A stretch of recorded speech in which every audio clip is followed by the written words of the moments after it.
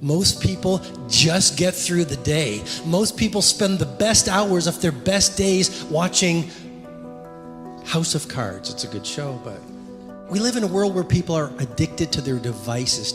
Your devices, your addiction to checking every WhatsApp that comes in, every notification from Facebook, every social media post is costing you fortunes of productivity, creativity, impact, and influence. When you focus monomaniacally on a project or a skill, a neural pathway gets set up around that one skill. You isolate a neural pathway. Every time you practice your skill, whether it's leading, whether it's innovating, every time you turn off your phone, you get away from distraction, because every genius has one thing in common: extended periods of time away from distraction and interruption. When you get away from distraction and interruption and you focus on that one skill or that most important project, the neural pathway gets stronger and stronger. And the more you practice the skill, the more that neural pathway gets isolated.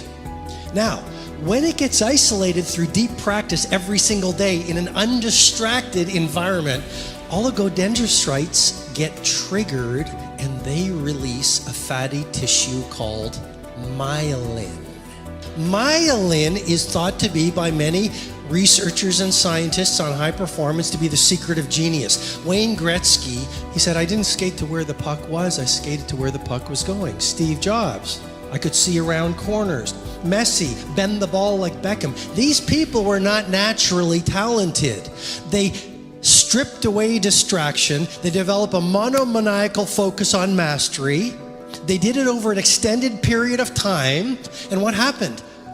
Their brain kicked in to create a pharmacy of mastery that every single one of you in this room has. Anders Ericsson actually says it well. He goes, "You know what? Picasso and Mozart and Metzi and Federer, those people are gifted, but you have the gift too."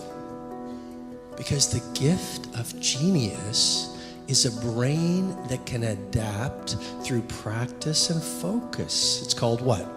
Neuroplasticity. You all have that gift. And if you want to have the results only 5% of the population has, you've got to be willing to think and behave like only 5% of the population. When you get away from distraction, when you start to focus on that one piece of work that you want to take to world class, your neocortex, which is the seat of reasoning, starts to shut down. You see, because you never do your best work from the intellect, you do it from a deeper place. Your neocortex starts to shut down and your brain waves shift from beta to alpha. Every day when you're at work doing distractions, being interrupted, living the daily life, your brain is in beta. But if you look at geniuses, they're operating at alpha waves. Once your brain shifts from beta to alpha, a pharmacy of mastery is created. Cortisol, which is the fear hormone, starts to reduce. A lot of us are in fear every day. We don't even know it. That's why we don't take risks. That's why we don't push the envelope. That's why we don't innovate. That's why we're afraid to be ourselves. Cortisol. When you're away from distraction, cortisol comes down. Dopamine, the inspirational neurotransmitter, is released. And serotonin is released. And a pharmacy of mastery is actually created in your brain when you go into that quiet space to do very focused, concentrated work. Mihai Csikszentmihalyi of University of Chicago calls this the flow state. Every single one of us can create flow in our work. And when you get into flow, that's when the athletes do otherworldly things. That's when the great painters create these masterpieces. The rituoplasticity. What does rituoplasticity mean? Well, just like there's neuroplasticity, your habits, your routines, and your rituals are plastic. Rituoplasticity. Here's a model that will explain, hopefully, habit installation. Every habit goes through 3 phases. Number 1, destruction. Of course it's going to be hard at first. You're destroying your neural pathway of the old habit and the emotional architecture of that old habit. Every routine or ritual or habit goes through, number 1, destruction. Approximately 20 days. 66 days to install. Look at this, from the starting point to anything you've learned today you want to install as a habit, from 0 to 66 days. At 66 days, you will reach what researchers call automaticity. It'll be easy. You'll get up at 5 a.m. automatically. You'll journal, go the extra mile, practice your craft automatically. But you have to stay with it for 66 days. First 20 days approximately is phase number 1, destruction. Phase number 2, confusion. After you've destroyed it, it's like a renovation. There's a mess. Now you're confused. It's normal if you're confused. If you're confused, you're still thinking for yourself. If you're confused, it means you're growing. Society says, what's wrong with you? You're confused all the time. I'm suggesting to you, you're confused all the time because every single day you're disrupting who you used to be yesterday. And of course, society doesn't understand you.